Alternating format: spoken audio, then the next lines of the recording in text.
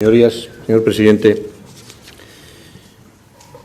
finalizando ya el debate y después de haber asistido, en este caso, por el privilegio de ser el último en intervenir a la exposición de todos los demás, la primera impresión que les traslado es preocupante, porque pone de manifiesto que sobre un asunto en el que seguramente tenemos muy pocas diferencias, ya me referiría a cuál es, lo que hemos expresado son posiciones muy distintas, opiniones muy distintas.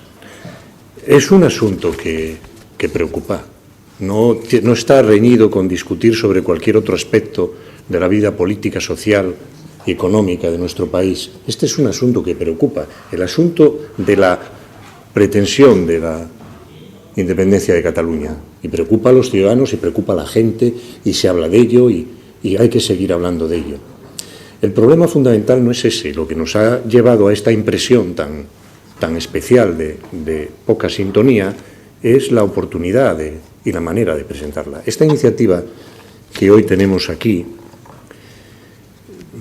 puede verse de dos maneras. Si uno escucha o atiende a lo que la portavoz del Partido Popular hizo en esta tribuna, pues tiene una impresión probablemente aceptable. Puede ser compartidos los argumentos que ha traído aquí. Otra cosa es que sea en el momento adecuado o que sean sinceros. Pero yo escuché lo que dijo y, lógicamente, no me suscita ninguna discrepancia su punto de vista. Pero si nos atenemos a lo que se escribe, las cosas cambian.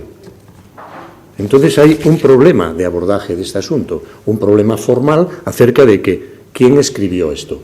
Da la impresión de que usted no fue, de que esto se lo manda alguien de Madrid y usted se convierte al Menéndez-pelayismo por arte de magia. ¿Quién escribió esto? Porque esto es un texto ultranacionalista, sin ninguna duda. No creo que haya dudas acerca de cómo nos aproximamos a la lectura de lo que aquí hay escrito. Esto es un texto ultranacionalista que pretende combatir a un nacionalismo. No es posible, no ha sido posible, de las miles de maneras en las que se ha tratado de definir nación, que haya podido ser resuelta con criterios objetivos. No ha sido posible. Hay quien ha intentado entender que es la búsqueda de una identidad colectiva basada en la raza, y ya saben ustedes lo que pasó, o en la religión, o en la lengua, o en la cultura. Ya saben ustedes, no es posible, no ha sido posible encontrar una manera de definir con criterios objetivos este término. Y se ha recurrido, hemos llegado a la convención de que son las creencias, de que es la voluntad de permanecer juntos, de permanecer unidos. Habrá que decidir que esa voluntad se establezca alrededor o sobre los principios de la Constitución. Hay que buscar o hay que tratar de encontrar ese lugar común que es la nación constitucional, el patriotismo constitucional.